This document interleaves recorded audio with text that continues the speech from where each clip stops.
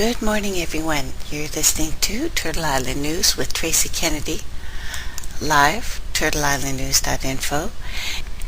Okay, I got a little news and a story. And I would also like, while I'm doing this, for you guys to set up a video.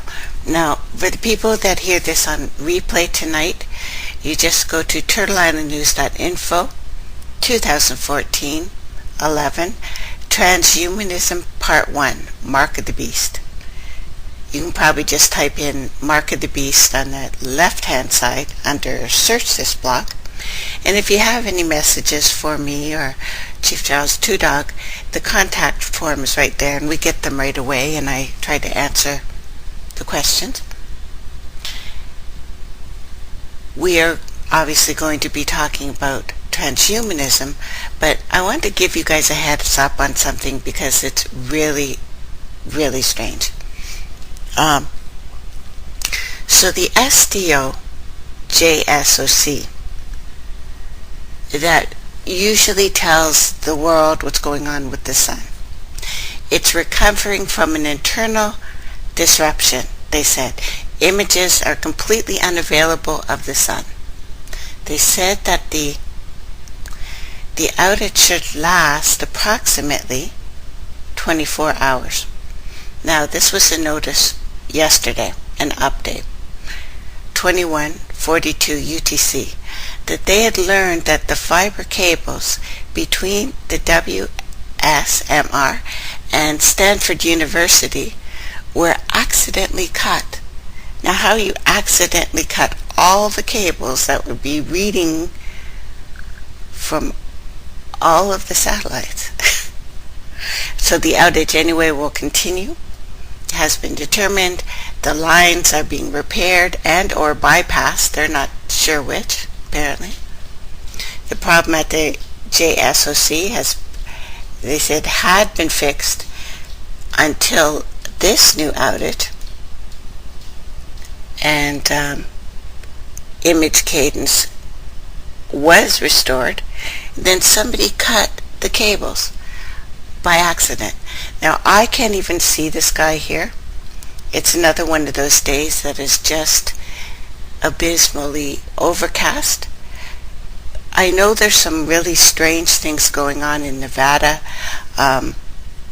Several of the more western provinces, geomagnetic-wise. We're going to talk about that in the next couple days. I have to thank Patty again for sending me an excellent article. We have talked about the 2045 movement. It's an initiative, basically. Long story short, there is a reason why they are genetically testing us, why they have been changing our DNA, which has already been done. It's too late to say we haven't been changed.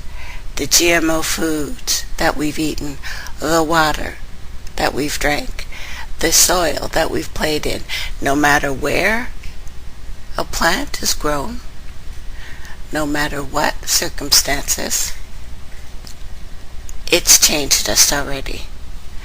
We will talk in the next couple of days about the Unabomber, who, during the 1980s, 90s was a big terror threat. This man was surprisingly not just a raging lunatic. He was a scientist, well trained. We had talked about cryotubes and seed vaults and golems and computers and AI and why all the AIs are named David. We are approaching the singularity. Movies show this, the prototype, the machine, transcendence, her. FedEx shows us this. That's the real X-Men. Bits and Bites, that little treat we ate as kids, nice and salty, got us ready for what was coming.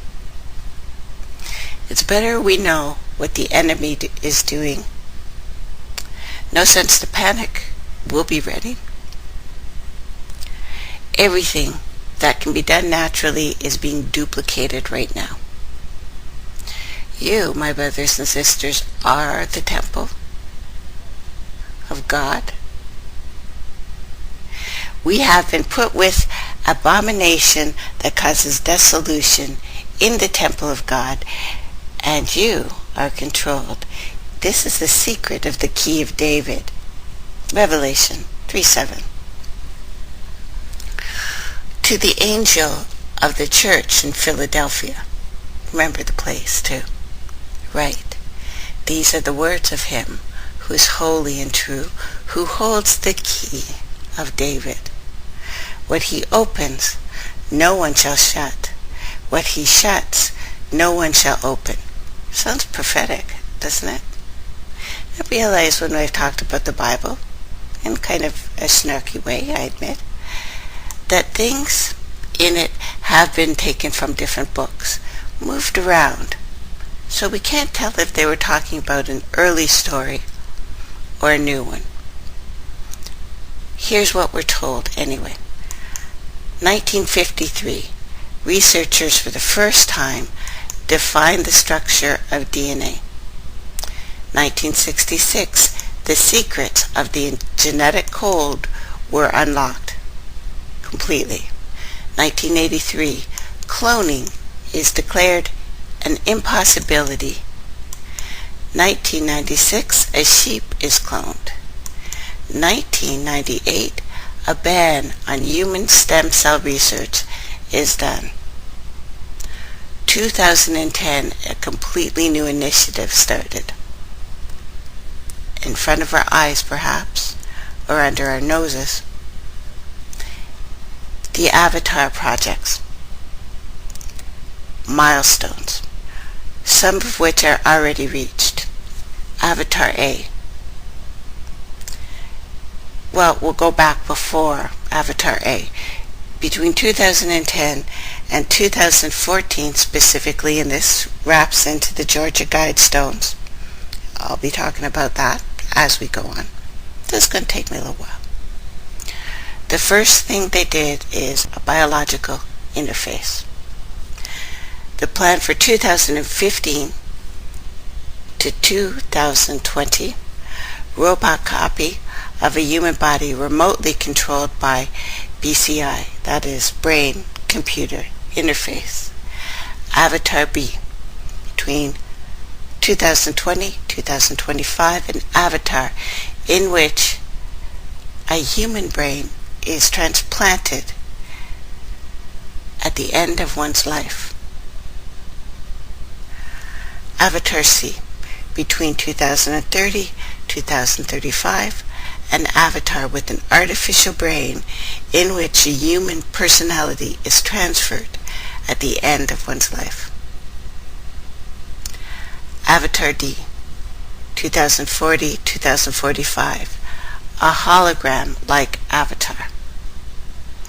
You're probably thinking, it's probably not a bad idea. What if people like Stephen Hawking could be saved? And I understand that. And again, I'm going to put this in our room, guys. And you might want to load that up. It's worth watching the pictures on this one. I'm going to try and play it, so let me know what you hear.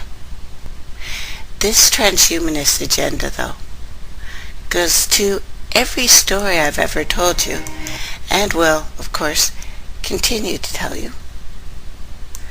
Because these things are happening right in front of our eyes. This mark of the beast. Although I wouldn't be quite concerned about the chip. I would be concerned about the third strand of DNA that they are spraying already. We'll talk about gold, why it's so important, and how you manufacture it with like a nuclear explosion or a pyramid and some mercury. And know that I can back that up because it's already been done. It was proven in 1920. All the stories that we've heard throughout the ages say the exact same thing.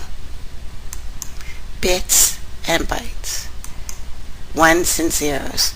And I've been telling you this. This is the ultimate agenda that's playing in front of our eyes. And they're starting to push this really hard. They've already got our kids. They've got most of us too, unfortunately, with the little bits and bytes and the 101. Go into that as we go on. This is the worst thing of all the worst things. I don't know, we could have a stack up list of what's the worst thing that's happened to us.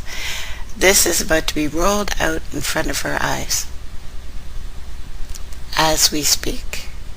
This transcendence, this scary thing, this monster, perhaps.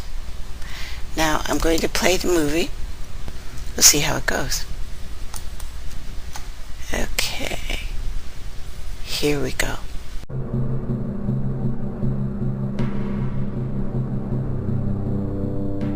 Throughout the course of history, there have been periods when mankind made rapid advances. And then there are those other, much more numerous times that remain rather unnoticed as transitory periods. Now, at the dawn of the third millennium, how will this age be judged by posterity? And more importantly, what form will that posterity take? And what kind of judgment will it be capable of? For soon, much sooner than we anticipate, mankind as we currently know it might radically change. Burn, baby, burn! Something new is emerging. While people have talked about global peace, the end of history, and the disappearance of ideologies, an army of scientists around the world has continued working in their laboratories. The impact of this work is now slowly surfacing. Technology is about to take over the torch of history and will guide us to a new era. The disparate activities of scientists in the fields of genetics, robotics, artificial intelligence, bionics, and nanotechnology seem to be converging towards one goal: to transcend human limits. It will lead us inexorably towards a transhuman age, an age when more evolved species will leave mankind behind as a fossil in history.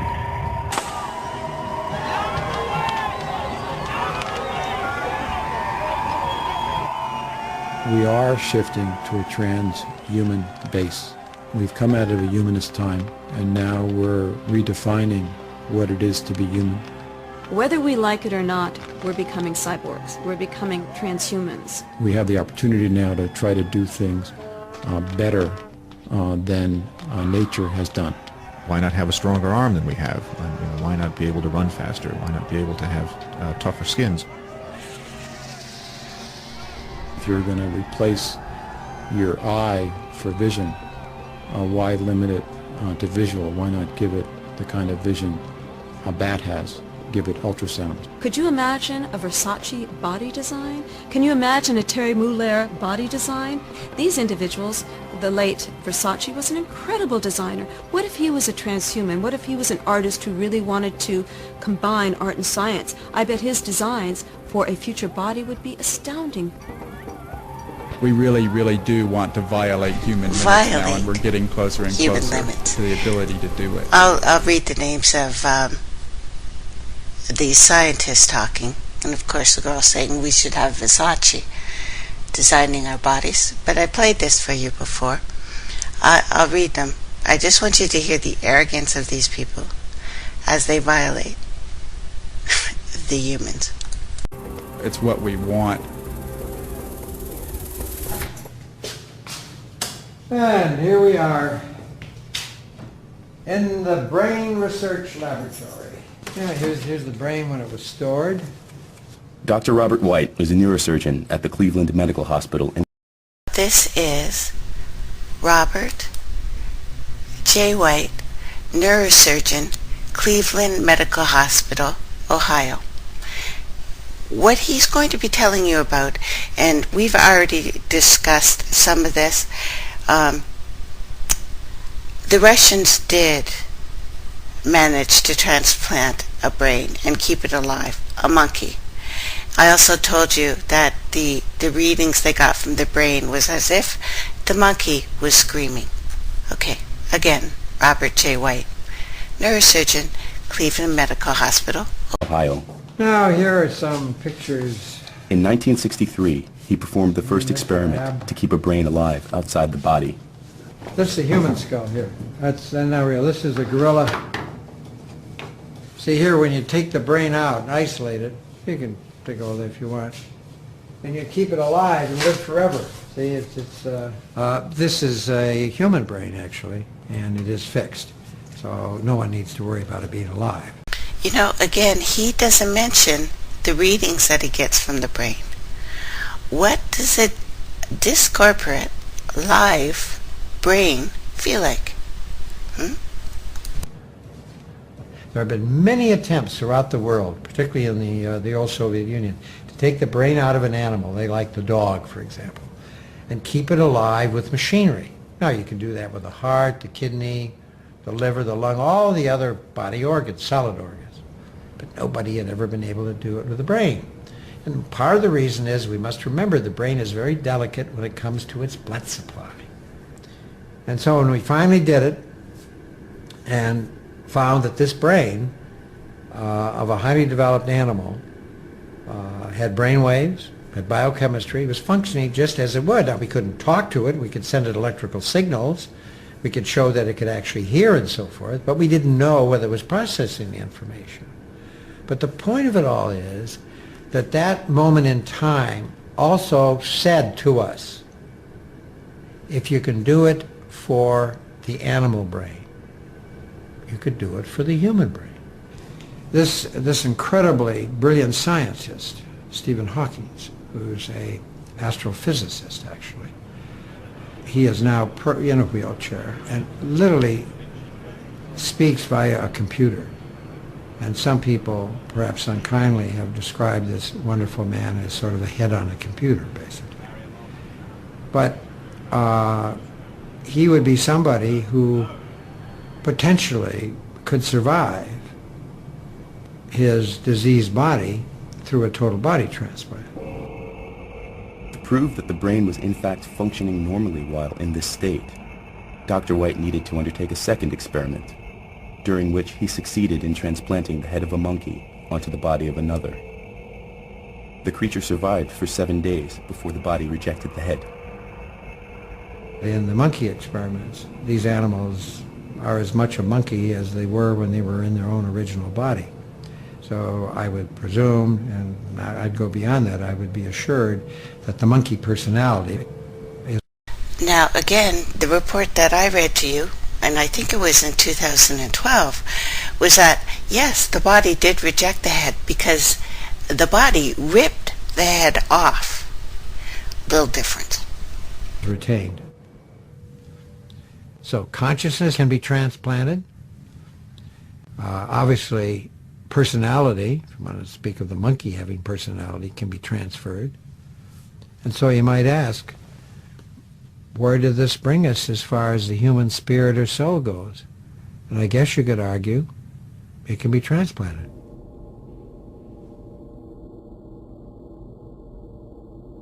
We are now becoming the objects of conscious design. And the implications of that are just enormous, because we've gone, until now, we've been reshaping the world around us. And we can see how dramatically it's been changing. I mean, we've really reshaped the landscape. This is Gregory Stock, biophysicist, science writer, director of a program on medicine, technology, and society, UCLA, author of Metaman, Redesigning Humans. Because, you know, that's always a good plan. How many books do we have to write saying, please don't do this? We've built a society, an altered society, and changed everything that's external to us.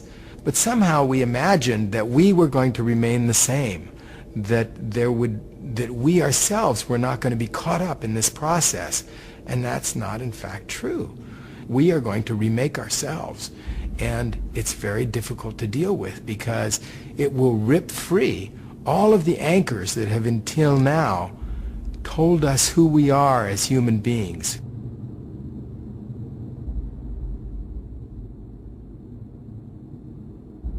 We're at the end of a definition of what a normal human being is.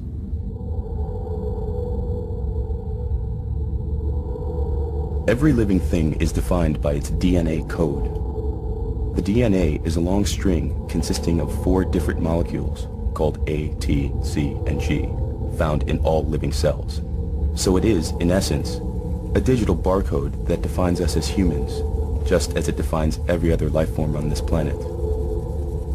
Only the variety of combinations of these 4 elements makes us differ from one another. The Human Genome Project was started in 1990 as the largest technological enterprise ever, with a budget far outstripping that of the race to the moon and involving hundreds of laboratories around the world, all with one main goal.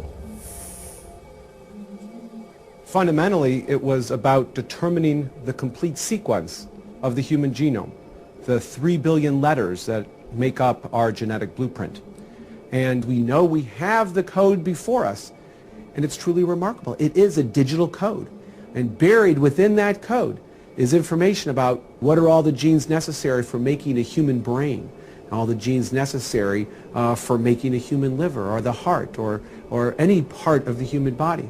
And now the fun stuff begins, because we get to start to crack that code, having the order of the letters in front of us. But fundamentally, it is very much a digital code. The secret of life itself, the DNA molecule, a genetic discovery that could give man the ability to create life to specifications. With it comes the power to change evolution itself. Never have we had such opportunity, or such awesome responsibility. Change DNA structure in the lab is fairly straightforward and it's fairly simple. You can study a piece of DNA to unravel its function. You modify the composition and you see what the effect is on function. That's daily routine in a lab that has this technology. Going from the lab to the person to therapy, in theory, is the same thing and is as simple. In practice, it has been shown that it's a lot more difficult. And the reason why it's so difficult is not that we don't know what pieces of DNA to put in, is that we do not succeed sufficiently and at a high rate in getting these pieces of DNA in the right cells. But we have learned how to do it from... This is Jean-Jacques Kesselman, Professor of Human Genetics and Development Biology, Center for Human Genetics, University of Louvain. Nature. What is a viral infection? It's a virus that sticks to the cells, that enters the cells, and that uses the machinery of the cells to multiply itself. Now you take this virus, you cut out the pieces that are dangerous, so that it will still stick and be engulfed but not develop in the cell. And then you add to this some other tools that the virus then can use to cut out the bad DNA, stick in, splice in the good DNA. This is a mechanism that is used now to do gene therapy. So, he just said they use a virus. Okay, if anyone feels like frothing at the mouth, please let me know. Not using viruses. The ability to tamper with our genes has obvious applications. We can change DNA to prevent or cure hereditary diseases. We can alter the DNA of donor organs that are to be used for transplants so that the body of the recipient won't reject them. The organ doesn't even need to come from a human being. It could perfectly well be that of an animal. Like a monkey or a bat. By the way, bats that were dying all over North America, the Great Turtle Island, the bats had a fungus and a virus. And we're getting rabies that is now incurable. Something to think about. Pigs would be a good supply of kidneys or other organs to transplant in humans. But because of the difference between the two species, the pig kidney or the pig liver will be rejected by the human. So if we can humanize the pig kidney by putting in some human DNA, which will make the cells look a little bit more human, so that they are not rejected by the person immediately, then there's a better chance that you'll have a take. And this is tried to humanize animal tissues. That's how they grew that ear on the mouse. And hey, it'll look almost human. And it's becoming a big industry because we need more organs.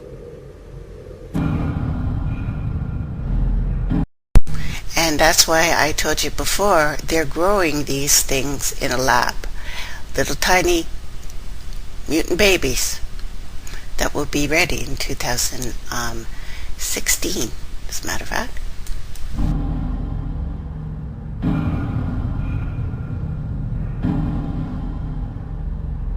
I think increasingly we're going to start realizing that... Oh, by the way, this is Max Moore, a philosopher, co-founder of the Extropian Institute. He's a philosopher. We'll find out that our bodies just aren't that really important. This body is not sacred. The way we are is not some kind of God-given plan. It's really a pure random accident. We take two sets of genes and we shuffle them and something comes out. Sometimes it's a wonderful product, sometimes it has a hole in the heart, sometimes it has psychosis or tendencies towards extreme anger, has addictive problems, can't concentrate, all kinds of defects. To say, oh, that's normal, that's sacred, that's good, to me is rather absurd. It's random. There's not a plan there that we're thwarting. So genetic engineering seems to me one of the most moral things we can do. A single species is defined by the isolation of our genetics, reproductive isolation. But when you begin to take genes from different species to mix together all of the genetics that is available among all animals, and also to design new alterations to the genetics, well, reproductive isolation really doesn't have much meaning anymore. And so you can imagine all sorts of forms and that will evolve in the future. In the future, Now this is Natasha Vita-Moore, which we've heard of before. She's the one for Versace, sculpting our little gay bodies. Transhumanist, artist. we will be able to sculpt our bodies like living sculpture.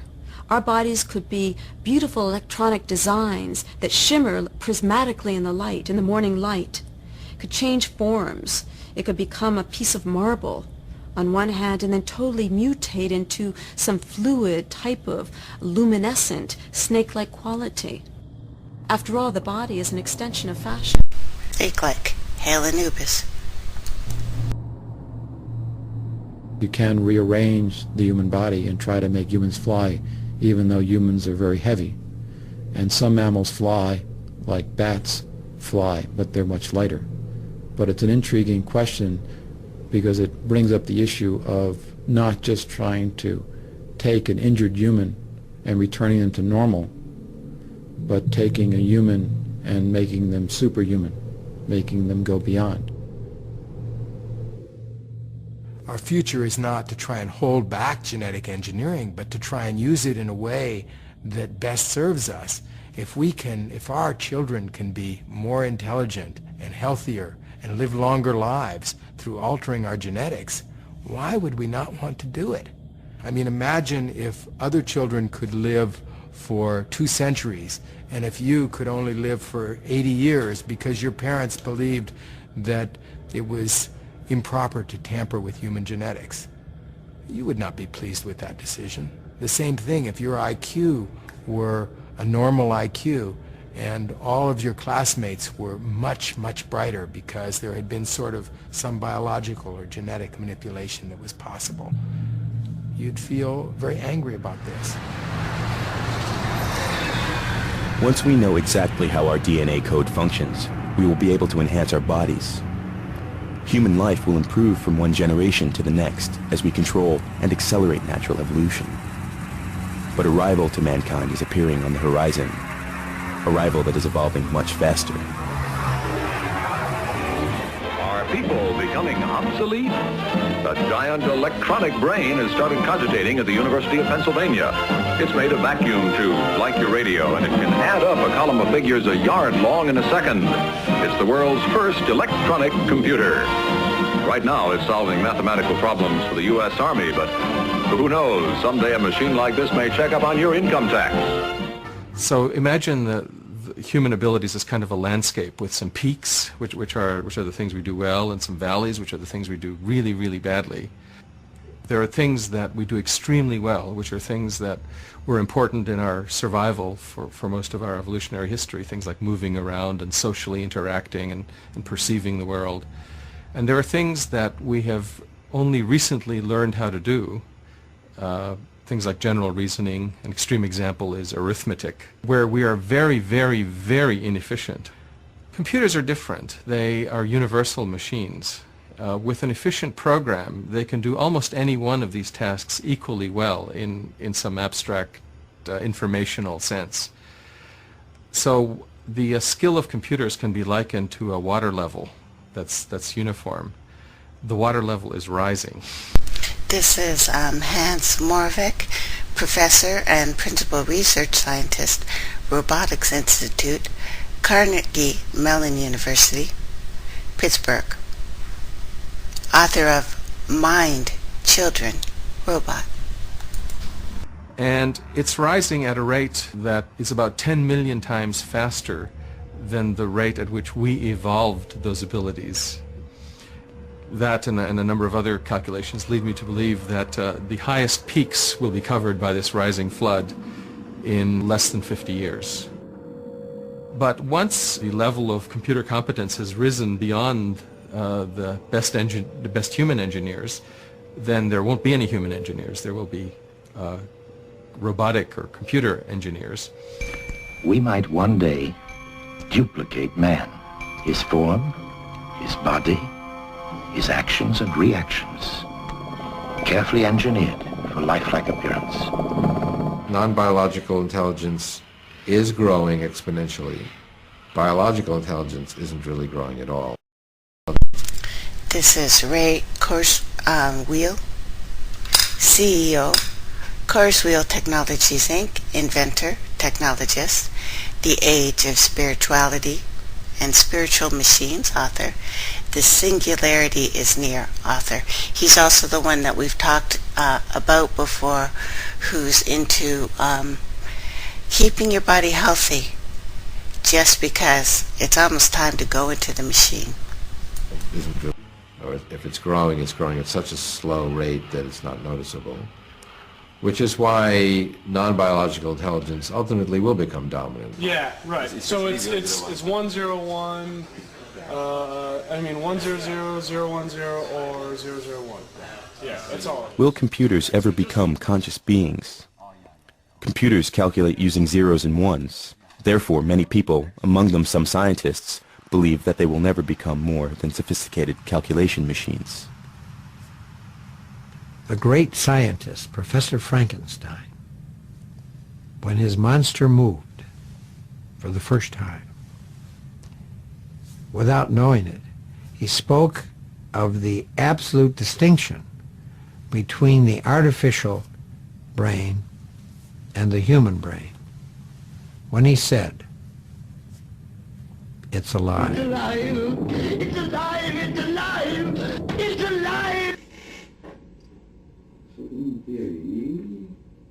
theory is not enough. No, I believe. So the difference between biological and artificial intelligence can be summed up in one word: life. At least that's what Dr. White believes. It is indeed hard to imagine that one day digital machines created by us will have a consciousness. Ultimately, it literally gets confused until ultimately it falls over onto its butt. There you go. But then, why do we think of ourselves as such unique and sacred mechanisms? After all, we are also defined by a digital code, our DNA code. There's also, they're showing little robot buggy looking things. The thing they don't discuss here, that we have talked about on our shows, is that robots get the ability to herd together. You turn them off, turn off the lights, or at least don't give them a job. They herd together. Why would they do that? And this is untrained. That silicon, which we have in our bodies, is a form of consciousness. So the merging of man and machine, which has already happened, just by our breathing in and out of this stuff they're spraying on us, leaves some questions open. The approach used today in building artificial intelligence is not to try to program conscious beings, but instead to let those robots learn by themselves, to acquire knowledge step by step, just as we do. There's no actual programming done in these things. What we do is we create a neural... Now this is Mark W. Tilden, robotics physicist, Los Alamos National Laboratory, developer at the WowWee toys. Interesting. Topology, like the way that our nervous network is designed, you know, the brain on top and all those little tendrils that go to all our muscles. And then what happens is that because there's no other solution for it, when this thing powers on, it learns to walk. You can actually watch it. When it comes up, it goes completely crazy. Okay? And all its legs, it basically comes up in the state of epileptic fit. And then it winds being able to figure its way out. And as you watch, there, it just learned to walk. So it programmed itself in a very short period of time. Most people have always assumed that you're supposed to build a brain and then sort of like a body will fall out of it, right? The thing is, of course, is that well over half the species on the planet have no brain to speak of at all, but they manage to survive and move around very well and very effectively. So what we've done is we've tried to evolve things from the bottom up. And in the process, we have not yet evolved brains, but we have managed to evolve very effective nervous systems.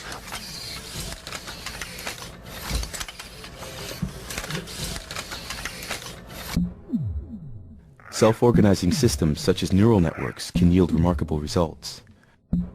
Carl Sims made a software program of small cubic creatures that were able to evolve. Those that moved the fastest got the right to procreate. But there was always random change built into their program, into their genes, so to speak, in order to make them evolve. And Sims watched the strange creatures that appeared on his computer screen. He also let them compete for a green cube. Then, something extraordinary happened that wasn't programmed. One of the creatures jumped over the green cube and attacked its competitor before going for the cube. Evolution had produced a creature that was the most able to compete, and therefore to survive. It was just a software program, but one that organized itself. One day, very powerful computers may surprise us. First we say that if a computer could play chess, then it would think like us. And then we get a computer to play chess and we say, that's really not thinking. This is Joseph M. Rosen, Associate Professor, Plastic and Reconstructive Surgery, Dartmouth, Hitchcock Medical Center, Lebanon. And the answer is that we don't really know what thinking is. I would argue that machines do a pretty good job right now at thinking, and they don't do as good a job at creating, although we don't really know what creating is. And they don't do a very good job at having a soul, but we don't really know what a soul is. But when we can define it, they do a pretty good job at doing it. I'm not love you. Aw, he say he loves me. I love you. If we give machines a body, if we build embodied entities, if we let them right from the start being part of a community, if we make them learn interacting with us, learning to distinguish between themselves and the environment, learning to, then automatically things like love and stuff like that will emerge. A baby, a newborn baby, doesn't have those values at all. It learns it by interacting with its parents, its family, and its community. Is it love that these robots will learn once they become intelligent, or will they turn against their creators?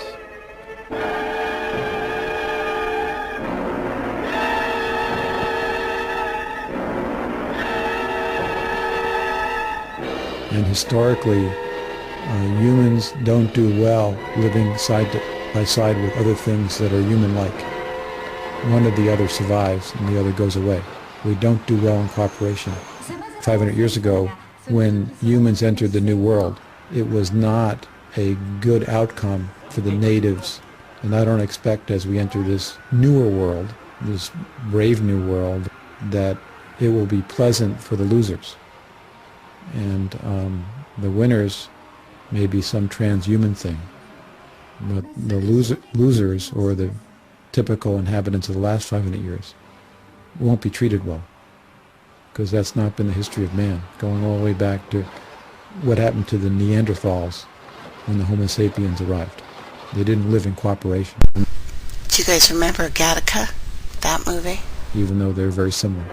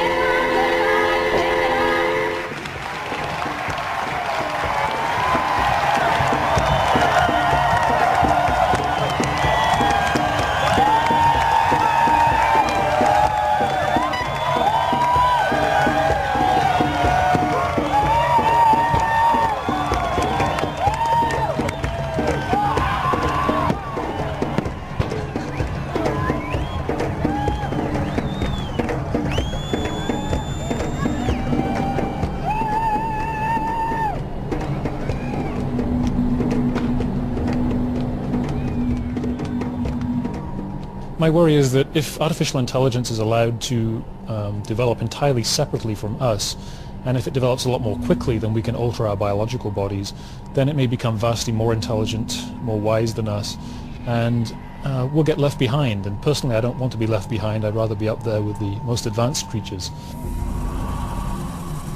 If we don't want to end up obsolete at birth, if we want to stay the most advanced beings, there seems to be only one solution: to become robots ourselves.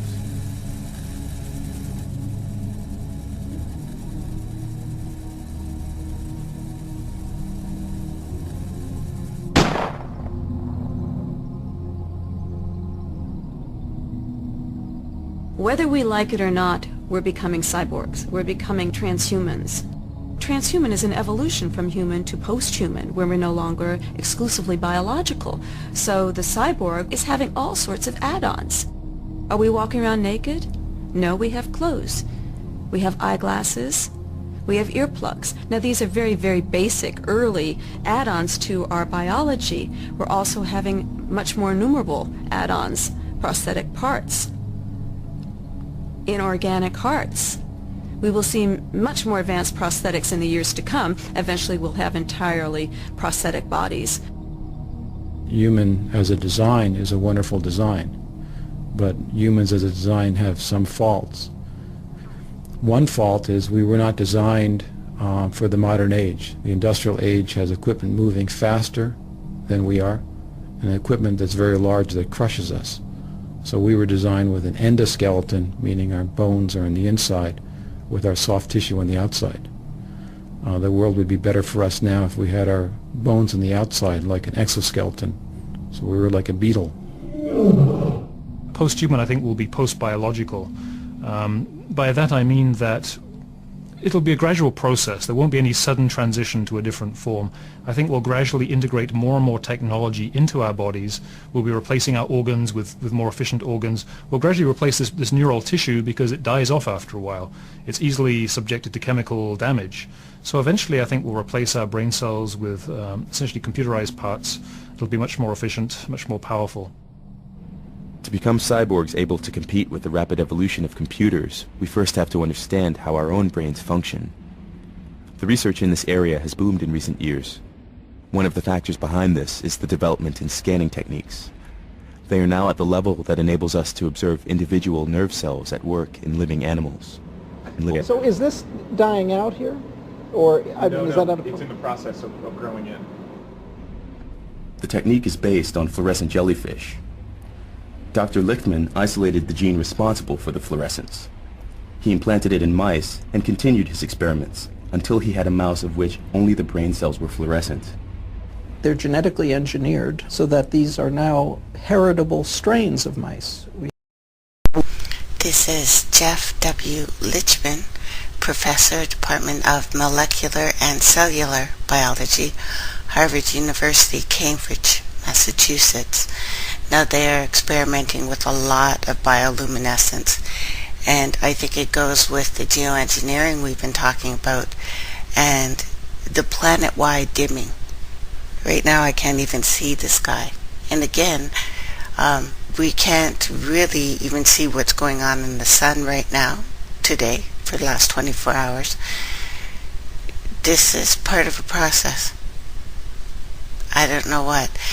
But the other things that we've talked about too, about fish from very deep in the ocean suddenly coming up, are they sensing a change of the growing dimness where they're coming up here because they think the world is dark? Just a question. We have a yellow mouse strain, we have a blue mouse strain, we have a mouse strain where only a few cells are labeled, and we're now generating mice that have multiple colors in them. We call them rainbow mice. With this technique, we can see individual nerve cells make connections with each other and emit signals. It's really quite jaw-dropping. It's beautiful when you look inside and see these nerve cells that have always been there, but never easy to see before in living animals. This technique is used now by many laboratories, helping in their efforts to understand how the brain functions. Other scientists use a completely different approach. They take the brain cells apart and let them grow in a small dish on top of a computer chip.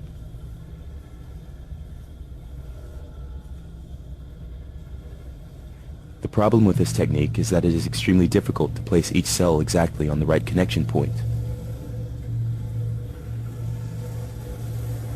A team of researchers at IMEC has recently found the trick. They printed a pattern on the chip with a product that the brain cells love to eat. While consuming the product, the cells get stuck to the right spot and their tentacles are guided by the pattern. This way, the whole network of brain cells can be entirely controlled. So living. These brain cells are alive, they're eating, they're consuming. How does the brain cell feel? Does it feel anything? It's growing and moving the way it wants. And no one, or at least none of these doctors, said how did the mice behave after they made it pretty colors. How did it feel? Did it feel like a mouse? You can't ask a mouse that. Will we try this on ourselves before we know what it feels like? Or maybe that's why we're all a little bit on edge. We don't know what they've done.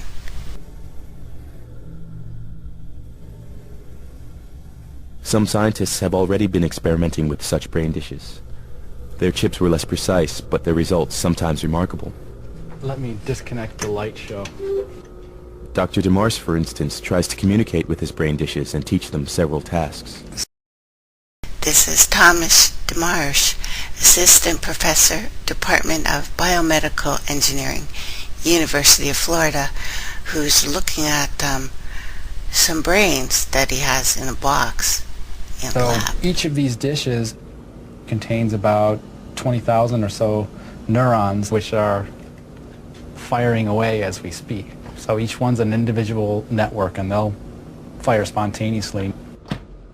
We take living rat neurons, and they will rapidly form a neural network. And we have this grid of electrodes underneath the surface of these living neurons, and we can listen to the conversation among the neurons. And we can also stimulate activity within that network. We can send in different patterns of stimulation and look at how the network changes as a result of those stimulations. And that's how we do what we do. What he does is to teach his brain dishes how to control an airplane. The network can essentially fly the aircraft in a pretty optimal way. So it won't overcorrect too much, and it'll be able to stabilize it in a wide variety of conditions. I think I've programmed like a 50-knot crosswind into this one. It was what it looks like. and you can see it, the aircraft, when it hits one of these crosswinds, how it begins to oscillate. The oldest dish that I've had is at 2 years. And the only reason why that dish died was because we were moving the lab from Caltech to Georgia Tech. Otherwise, that dish would probably still be alive today. Each dish has a characteristic, so you can learn to recognize one dish from another dish. They're demanding, though. You have to feed them once a week. And more and more, we will be able to measure and understand how our brain cells function. Deciphering our consciousness is another question.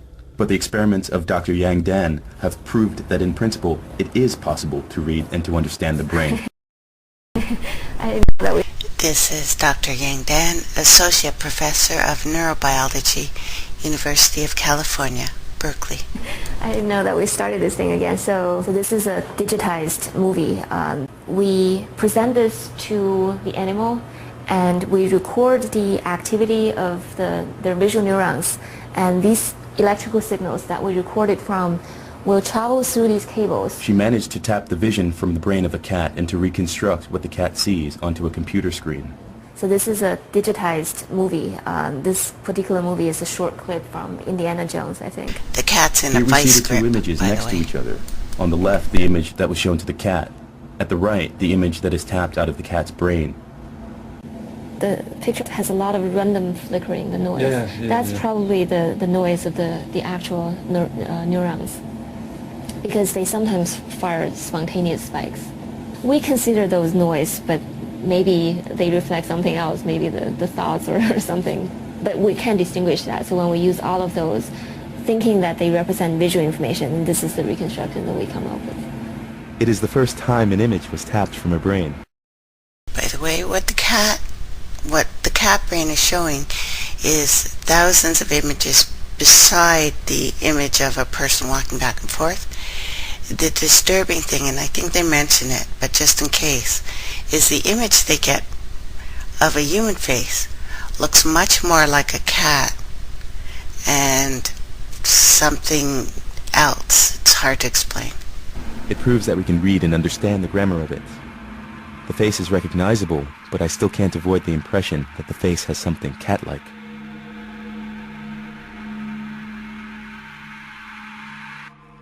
Dr. Theodore Berger is head of the Center for Neuroengineering at the University of Southern California. With a team of top scientists from different disciplines such as neurology and computer programming, they have collaborated to develop a chip that can replace parts of the brain. This is Theodore W. Berger, Professor of Biomedical Engineering, University of Southern California, Director at the Center for Neuroengineering. Or, on a longer time frame, add more brain power. One of the first things that we do in this process is to actually study this part of the brain experimentally. We need to know very precisely how it behaves if we're going to reproduce that function in a computer chip and put it back into the brain.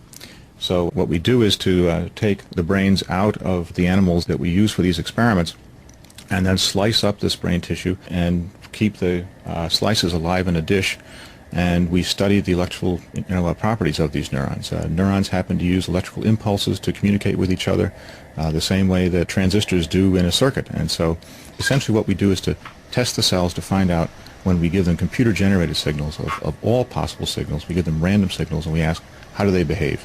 And by looking at the translation, we figure out what the function is, and we can describe that function with a set of mathematical equations. This portion is simulate one neuron. My colleagues have taken that mathematical model and built a microchip circuit, very small, millimeter by a millimeter. So we can take a part of the hippocampus that's a circuit, we can cut out parts of it, throw it away, and we replace it with the microchip. And so now the whole circuit works just like the biological circuit, so that incoming information looks like, incoming temporal patterns look like outgoing temporal patterns, just like it does for the biological piece of tissue. But now there's a microchip in there, instead of having biology in there. The chip is presently being tested on animals. One problem that remains is how to connect the chip to the brain. Today's technology uses tiny electrodes, But in the future, another option might be to put some brain cells directly onto the connection points of the chip. They would then be guided to form connections at exact points within the brain in order to establish the perfect interface. Ça pourra, So, in case you missed that, they've already done it. They're just trying to find a better way. permettre de réparer des cerveaux endommagés à la suite d'accidents, de blessures, n'importe quoi, de maladies. Mais d'un autre côté, ça permettra aussi de faire une communication peut-être directe de cerveau à cerveau, des choses qui sont effectivement pour l'instant limitées à la communication entre. This is Michel Bureau, professor of biomedical engineering, neurology, UCLA, and I'll translate after this a little bit. Humaine étant limité avec la parole, alors que là, l'idée qu'on peut directement peut-être communiquer des expériences globales de cerveau à cerveau, c'est quand même quelque chose de fabuleux qu'on peut rêver. Et puis bon, il y a des tas d'autres applications. Et puis, Okay, he's talking about transferring the thoughts from one person to another, and they've actually already done this. They're trying to find better ways to do a neural interface. Peut-être plus pratique à court terme. One such concrete application And there's all kinds of interesting ways to use it. Oh, I bet. has already been realized. The chip is used to recognize sounds since it can literally do that with the same accuracy as we do. So we've used these brain-based models as to develop acoustic recognizers. So we train them in the same way that your brain learns to recognize a particular sound. And one of the first sounds that we've developed is one for gunshot recognition. It's a model of how hippocampal neurons communicate with one another. That's all it is, biology. You got one over there across the park, then they have another one they used to have right there. Then they just put up another one over here 2 days ago. These high-tech cameras, they are called Crime Stoppers. If a gunshot goes off to my left or to my right, the camera automatically traces down the sound of the gunfire and zooms in and takes pictures. You cannot buy a system today that can recognize speech signals or any other signal in noisy environments. They don't work. But your brain works that way, and because our model is based on the brain, our models work in noisy environments. And the thing is, there are no cameras installed in the white neighborhood, but we have 5, 6 cameras in the black neighborhood. So the black neighborhood is being watched. Not just watched, these are neurological interfaces. So your street lights, the new cameras, they not only watch, they make judgments, and it can hear and say what that sound is.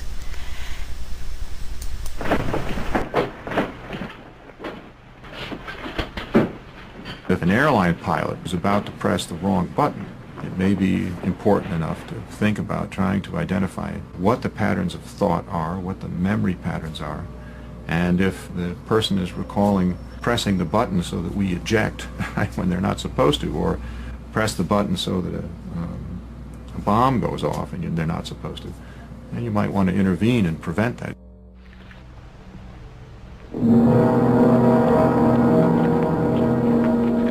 I'm part of another project that is funded by DARPA that's trying to understand exactly that. I mean, how is information represented in the brain?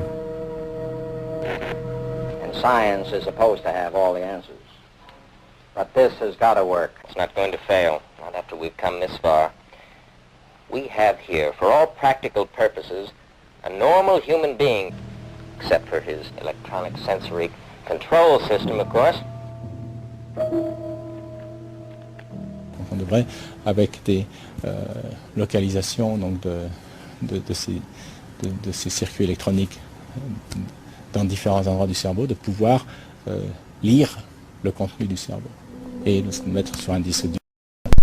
So he's saying that he's trying to find out how the brain actually sees and what it sees, and then get that signal to transfer. Le transmettre directement à une autre personne, etc., etc. Part of our problem is in getting enough sensors into the brain without destroying it, getting enough sensors in there so that we can extract enough information to infer what the total pattern of activity is. And if we can do that, then we have to develop a mathematical model of how information along all those pathways develops and is processed. And so for the next few years, that's going to be the task. Now, if we can do that, then we'll get to the finish line. We will get to the finish line.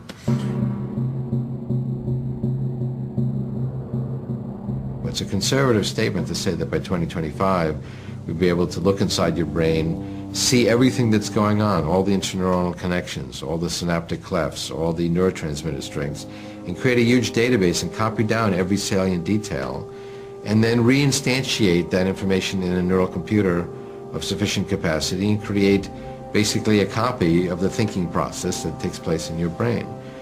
Now that's one scenario, but it's really an existence proof to show that we can tap the secrets of intelligence that exist in, let's say, the human brain.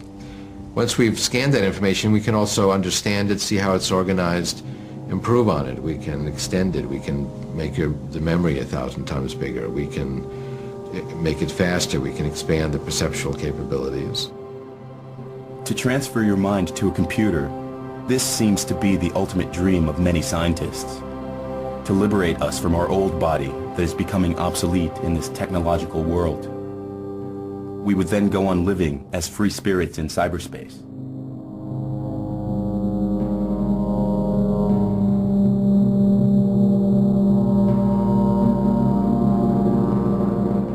I'm not interested in a future where there are post-human beings if I'm not one of them. I want to be there. It's very important to me that I live and thrive in the future, not just to think about some robots taking off into space. I want to be there.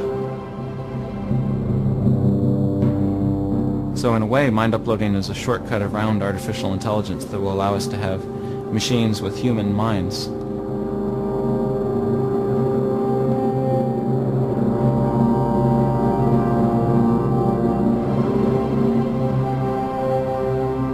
I'm hoping that we could fit on a CD-ROM. That's 600 megabytes. And I'll bet that that's all you need to copy a person.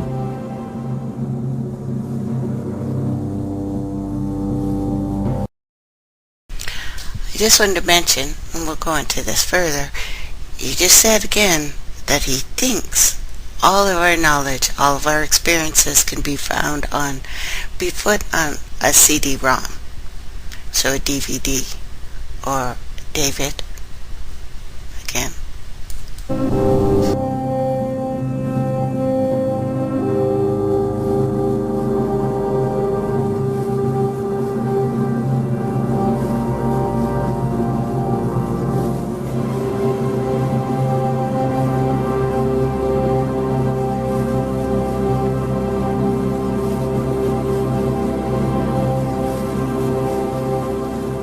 So it's a difficult time to predict what these new humans will be like. I think it's important to include the third component, which is the virtual, along with the artificial and along with the flesh. But how that mixture goes together in a cooperative versus a competitive way is hard to predict. It's very interesting. It's a great time to live in. But I'm anxious to wait 50 years to see what the answer is.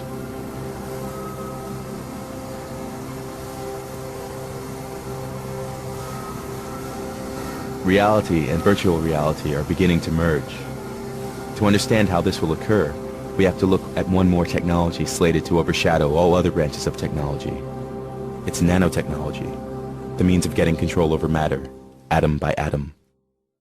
So what we're going to do is move this atom from this location here to a location right over here. We'll move it just along this path here. Now you got to get excited about that. Scientists are now able to grab one... I'm not too excited, but he works for IBM. Scientists are now able to grab one single atom and move it to another place. It's a small step for an atom, but a giant leap for mankind. If we start making things by building them atom by atom, we can make almost anything we want. Manufactured products are made from atoms, and the properties of those products are very crude and statistical. This is Ralph C. Merkel, professor, Georgia Tech, College of Computing, engineer of nanotechnology. And as we said before, they can make DNA splicing in a lab in somebody's basement right now. They can do it. And on how the atoms are arranged. Now, today's manufacturing technologies arrange atoms very crudely and statistically. But in the future, with nanotechnology, we'll be able to arrange the fundamental building blocks of matter in precisely the patterns we want, very flexibly and very inexpensively. Nanotechnology will open vast opportunities for all other technologies, in particular for computing. When computer connections can be made by single atoms, computer power will increase enormously. Computers incredibly powerful that just would let us put into a single sugar cube a computer that was more powerful than all the computers in the world combined today. But there are many other fields in which nanotechnology will be applied. While at the end of the last millennium, most scientists believed that nanotechnology would remain science fiction, we now see its first applications already appearing on the market. This is Carlo Di Magno,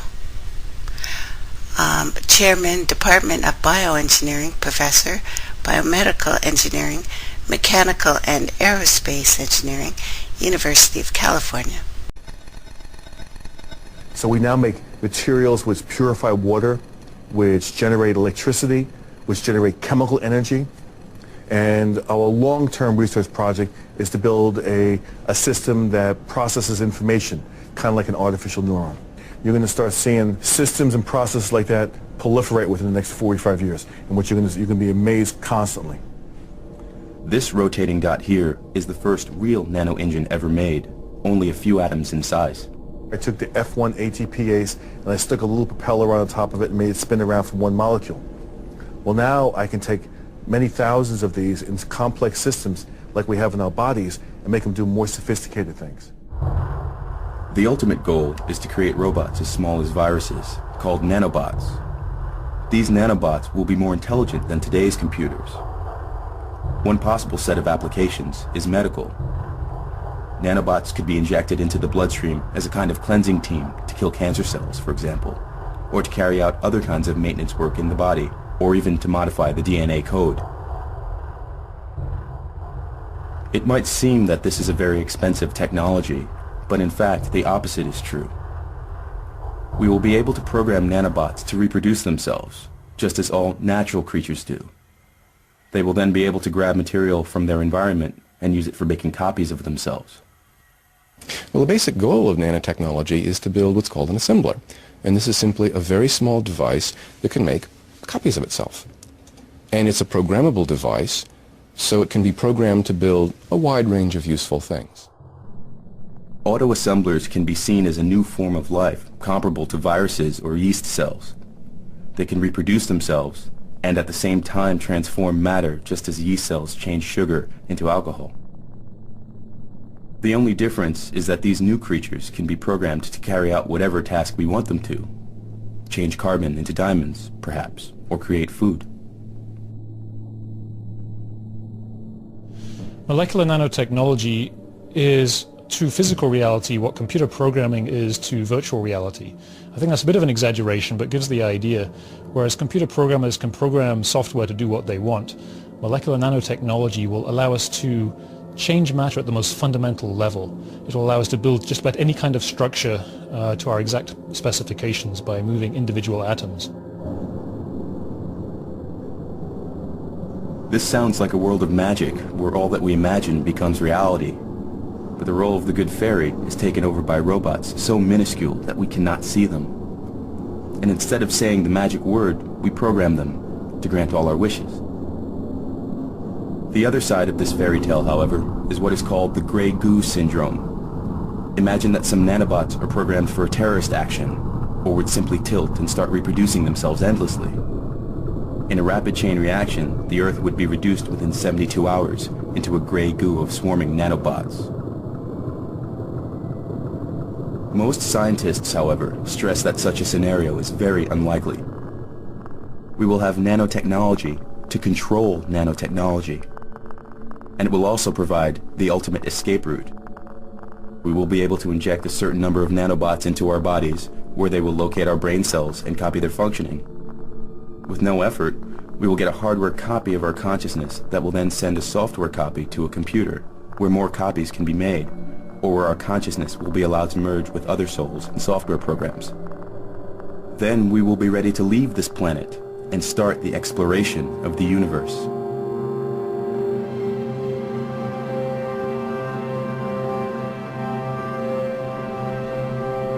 What is our place in this magical world where everything can be transformed? How will people deal with such a future?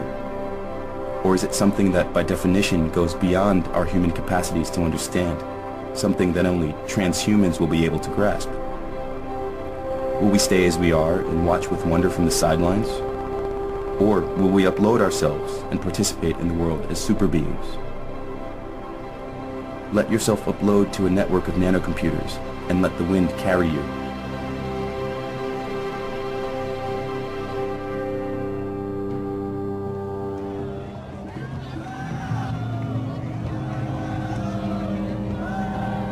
It's important to recognize that the post-human epoch is coming. This is Bruce Sterling, science fiction writer, futurist thinker, editor of Mirror Shades, the cyberpunk Rathenology, author of Schizomatrix, the Hacker Crackdown.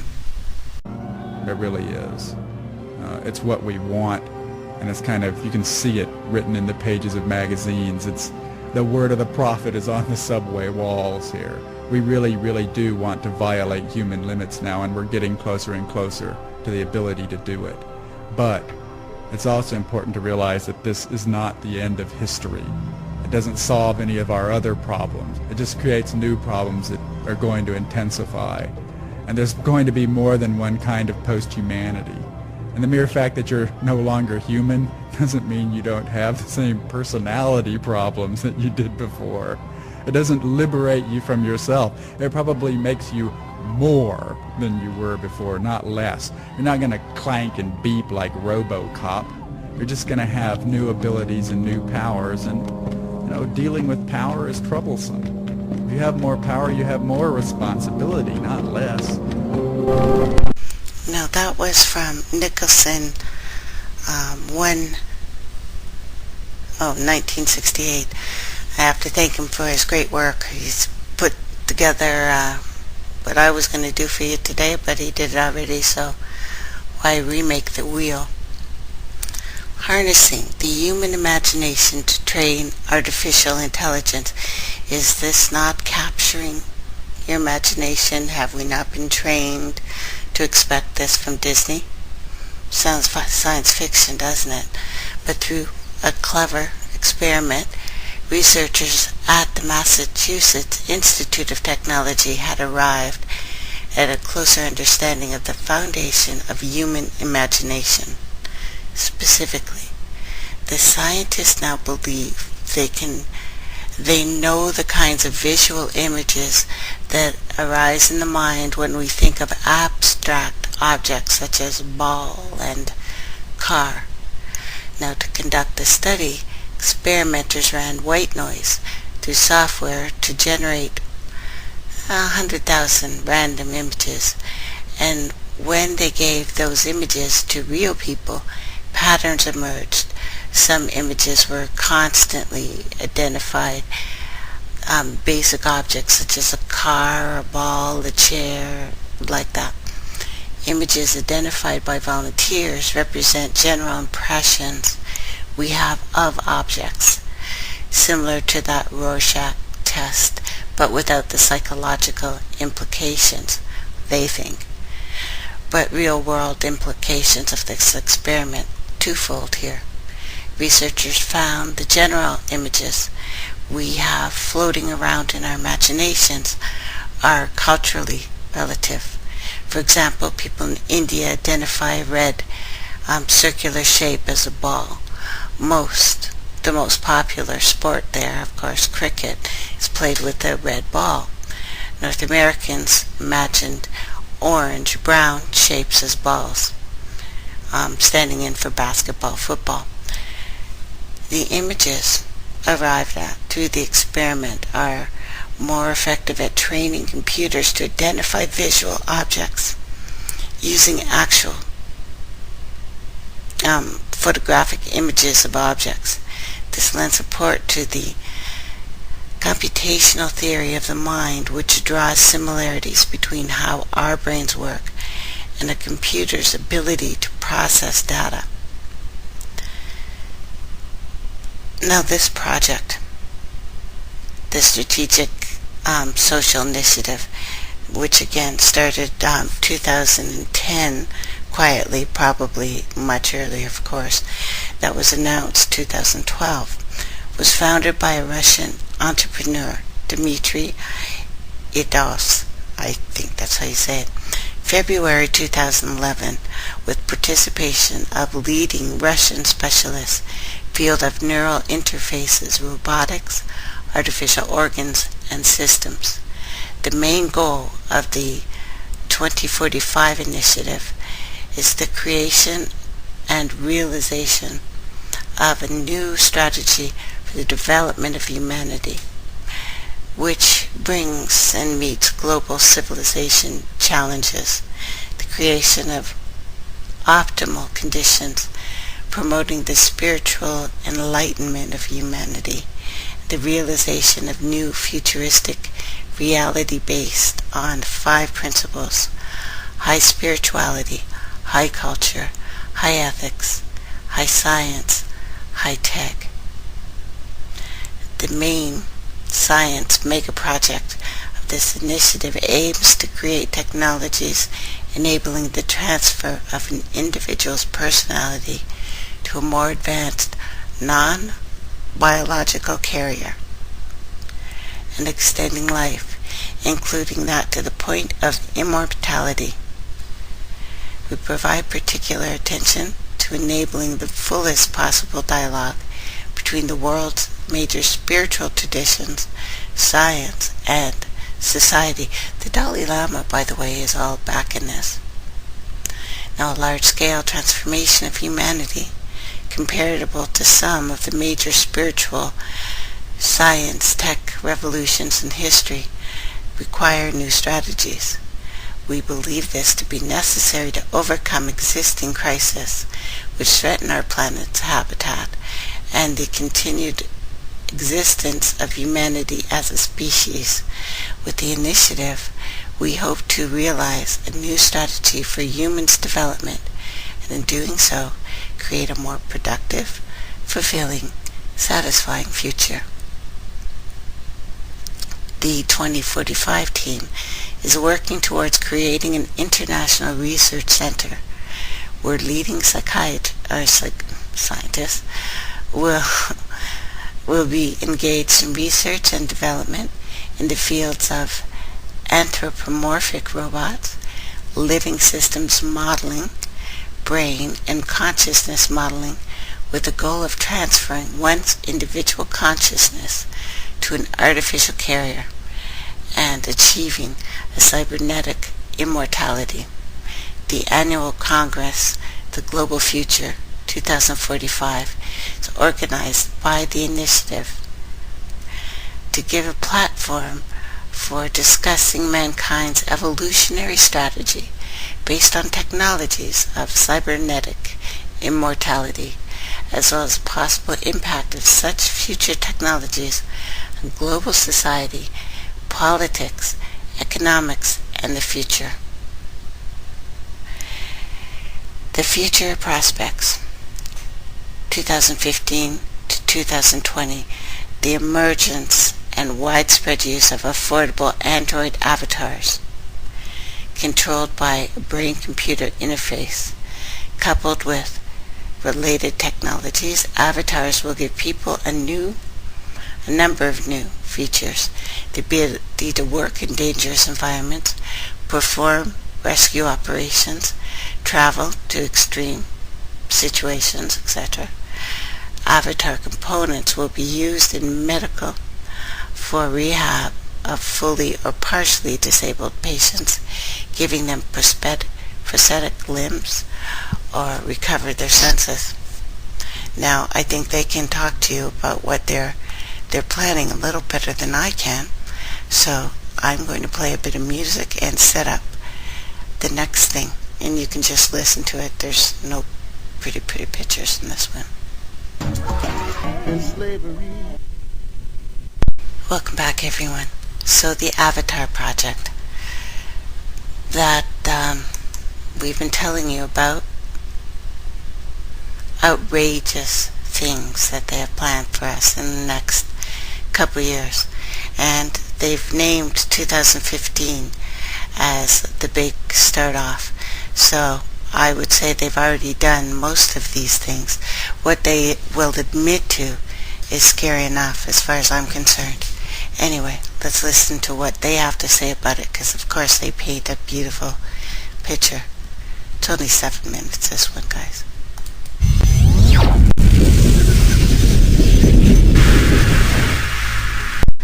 Oh, in John 10:1, again 101, which comes up a lot when it comes to transhumanist. Very truly, I tell you, Pharisees, anyone who does not enter the sheep pen by the gate, but climbs in by some other way, is a thief and a robber. I don't know. I think they knew this was coming. How many times did they have to say, as in the days of Noah, right? 2045. The world is on the verge of global change. The speed of data transmission has increased by multiples of millions. The rate of globally significant events and that of discoveries and crises is growing exponentially. Our civilization is like an uncaptained ship sailing on rough seas with neither chart nor compass, all the while moving faster and faster. The time we have to make the right decisions is shorter and shorter. We are facing the choice to fall into a new dark age, into affliction and degradation, or to find a new model for human development and create not simply a new civilization, but a new mankind. Historic crises show that to break the deadlock, we need technological revolution. It is clear that today's revolution will also require the deepest social transformation. The world's community and leaders should encourage mankind, instead of wasting resources on solving momentary problems, to focus on the technologies of the future: nanotechnology, biotechnology, information technology, cognitive technology, genetics and robotics. Doing so will allow us to find new sources of energy, create fundamentally new architecture and transportation, allow unprecedented developments of human cognitive abilities, refine artificial intelligences and brain-computer interfaces, simulate complex systems, create humanoid robots and cyborgs, and with the help of nanorobots, we may develop manageable matter. Find ways to transfer one's personality to an artificial carrier. Yet what we need is not just another technological revolution, but a new civilizational paradigm. We need new philosophy and ideology, new ethics, new culture and new psychology, and even new metaphysics. We must reset our limits, go beyond ourselves, beyond the Earth, and beyond the solar system. This is an adequate response to the challenges of our time. Thus, new reality and future man will arise. Could it happen spontaneously, by itself? Unlikely. Humanity does not have a master plan of its development. It seeks stability. It lives in the present and does not plan. It preserves the status quo and tries to escape development. It does not tend to map future centuries and take responsibility for evolution. In consumer society's culture, there is no evolutionary vocabulary and rhetoric. To break the deadlock, the Russia 2045 movement was founded. It is a mega project intended to reach new heights and meanings. We intend to create a new vector for civilization, aimed at constant human development and evolution. As happened with the mega projects of the last century, the nuclear and the space programs, we integrate the latest discoveries and developments from the sciences: physics, energetics, aeronautics, bioengineering, nanotechnology, neurology, cybernetics, cognitive science. May everlasting spiritual ideals and values help us avoid going astray. Our project will give new meanings to the millions of people on Earth, will become a result of their joint creativity, and will lead us out of the impasse. Away from the murder of nature and physical death, forward to the realm of freedom and creativity, to the depths of the ocean and to the stars, to the infinite universe of our inner world. Our forecast for the next 40 years. February 2012. Global Future 2045 Congress is held in Moscow. It is a debate platform for discussion of our civilization's prospects for development. 2012 to 2013, the global economic and social crises are exacerbated. The debates on the global paradigm of future development intensifies. New transhumanist movements and parties emerge. Russia 2045 transforms into World 2045. Simultaneously, the 2045.com international social network for open innovation is expanding. Here, anyone interested may propose a project, take part in working on it, or fund it, or both. In the network, there are scientists, scholars, researchers, financiers, and managers. 2013 to 2014. New centers working on cybernetic technologies for the development of radical life extension rise. The race for immortality starts. 2015 to 2020. The Avatar is created. A robotic human copy controlled by thought via brain-computer interface. It becomes as popular as a car. In Russia and in the world appear, in testing mode, several breakthrough projects. Android robots to replace people in manufacturing tasks. Android robot servants for every home. Thought-controlled avatars to provide telepresence in any place of the world and abolish the need for business trips. Flying cars. Thought-driven mobile communications built into the body or sprayed onto the skin. 2020 to 2025. An autonomous system providing life support for the brain. Wait, or sprayed onto the skin. She says to herself, and looks at the chemtraily sky. And allowing it interaction with the environment is created. The brain is transplanted into an Avatar B. With Avatar B, man receives new, expanded life. 2025. The new generation of avatars provides complete transmission of sensations from all 5 sensory robot organs to the operator. 2030 to 2035. Rebrain. The colossal project of brain reverse engineering is implemented. World science comes very close to understanding the principles of consciousness. 2035. The first successful attempt to transfer one's personality to an alternative carrier. The epoch of cybernetic immortality begins. 2040 to 2050. Bodies made of nanorobots that can take any shape arise alongside hologram bodies. 2045 to 2050. Drastic changes in social structure and in scientific and technological development. All the prerequisites for space expansion are established. For the man of the future, war and violence are unacceptable. The main priority of his development is spiritual self-improvement. A new era dawns. The era of neo-humanity.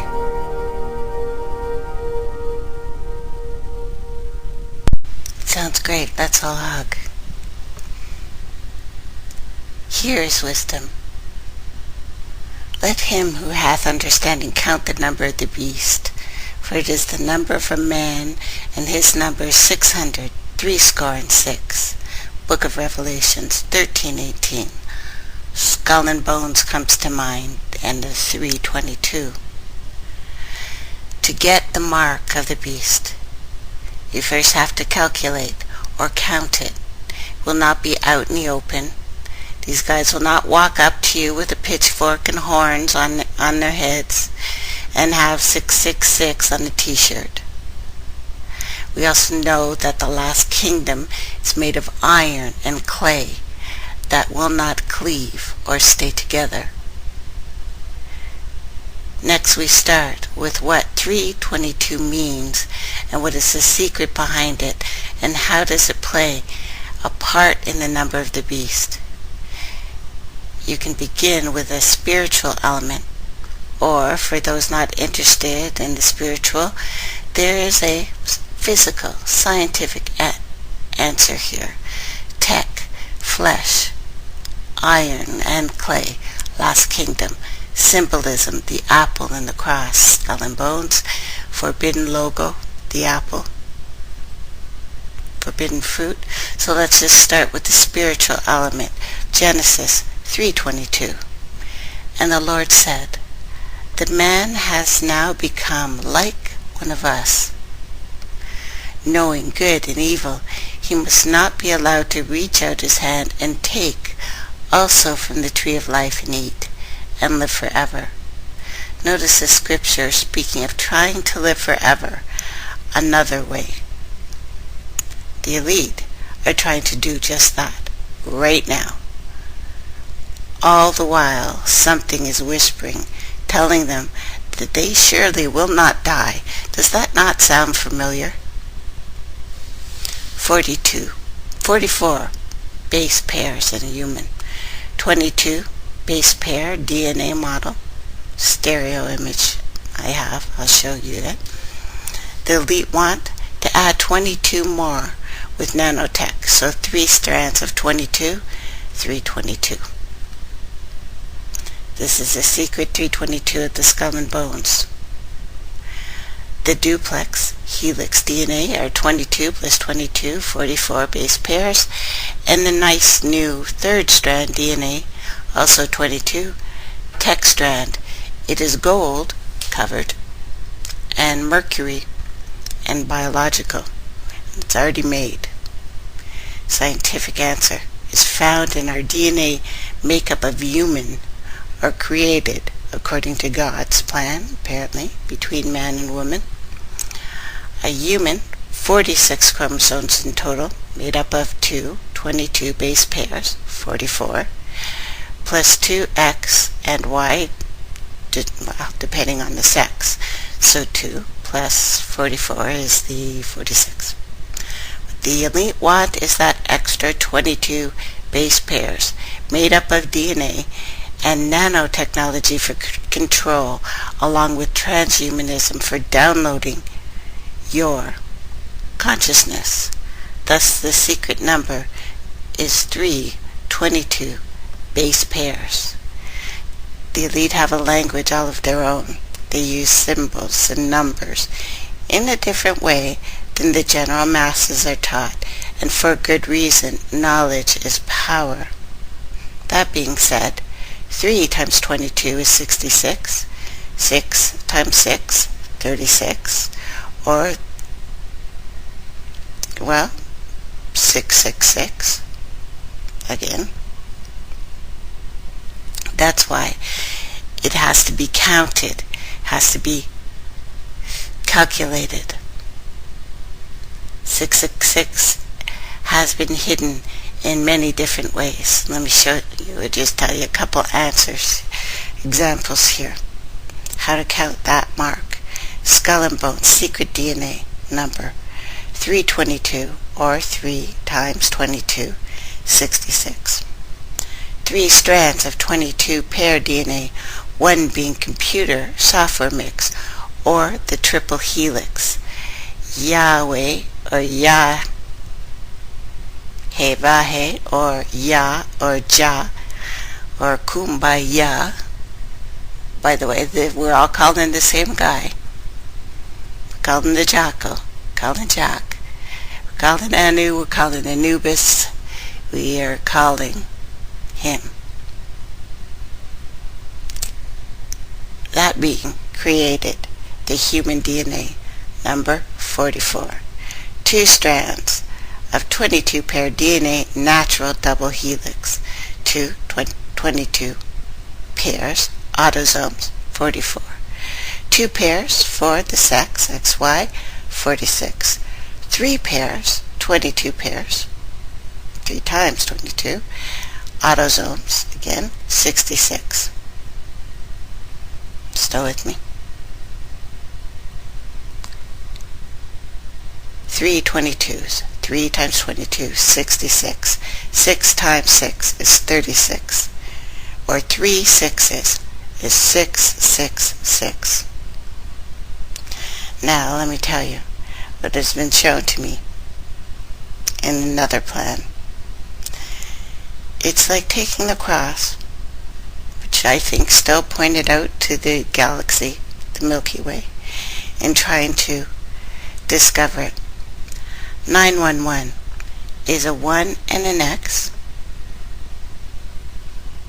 and an X and a 1, Roman numerals.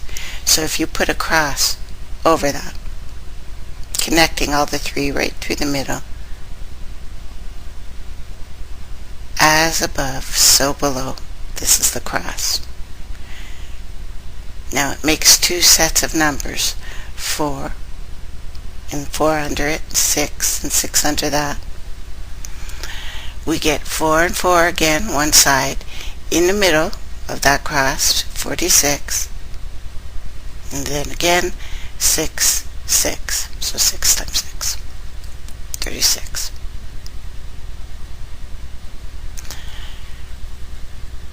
Our genetic atom. Our atom. The primal being. 46 chromosomes. Because there was no need for sex yet. This is the oldest thing we found. Eve was taken from a rib.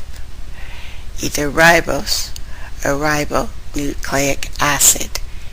DNA of Adam. Then X and Y was created. Male, female.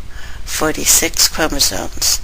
These beings want to complete the third triangle, the third temple, by adding the mark of the beast. 66 base pairs mixed with iron. This is transhumanism. This is nanotechnology. This is the lightning from heaven that we were supposed to be afraid of. Is that not wireless? Well, it's here. It's not coming. It's here. Another example, again, is a blueprint just right in your face. Almost nobody knows that it is a roadmap waiting to be completed on the US dollar bill. Always evolving, of course. Third temple to complete in the middle with the eye on top. Gold bricks. Follow the yellow brick road. 72 bricks, which is interesting. 72 is the bricks that Solomon built for his temple. But at the time, he was supposed to have known this later to be biblical passage of God does not need a temple. So who is he building it for? Remember, the elite to do math different than it's taught to us in schools. Newly designed for this year, AI pyramid, temples, artificial intelligence. An A and an I is just a pyramid. That's an A, with that little missing spot in it. That's an A with an I on it. Academy of Motion Picture Arts and Science. This is what they've used. It's an AI. It's a David. 2 Thessalonians 2-4. He will oppose and will exalt himself over everything that is called God, or is worshipped, or that he sets himself up in God's temple, proclaiming himself to be God. The Oscars. The latest one, Lady Gaga wore a trident in front of her desk. Symbol for 333, the third temple, third pillar. the trident of Poseidon, and it's thrown in our face all the time, over and over again, in Transcendence, in Maserati, in the Oscars, which is clay and iron symbolism. Transcendence 3, they call it the third stage of mankind. The MH370 logo of the trident, and the angelfish. Also goes with Nazi symbolism here too. These things are thrown in our faces all the time. So this Avatar project, these things, which, I will of course present to you next show. We'll talk about, just going into more of this rise, specifically the transhumanism part. Go to part 2 of that. I put up several videos from this guy. I thought he did really good work, and don't be afraid of the Christianity parts of it. Somebody wrote that book. Somebody wanted us to see this. And I just think of evil thoughts and evil ideas behind all this stuff. This transhuman agenda, this Terminator, this DARPA, this Nephilim being created. We've been warned so many times. And this third strand DNA, which has already presented itself, guys, if this stuff wasn't already out there, these children are mutated badly. But if they get one to stick, then it's up for the rest of us. And I think it's what's being part of the agenda of what's being sprayed in the skies. It's all around us. We will talk about the digital Messiah next. So thank you very much for listening today, everybody. I hope I didn't bore you to tears. We haven't watched a movie in a long time. I have to thank you very much for listening today. Oh, hello, Dolly. And I'm going to end a little bit early. And I will catch you on Saturday. And I will replay this again tonight at 8 p.m. Eastern Standard Time. Thank you, everybody, for listening. And with that, play a little bit of music and tell you I love you.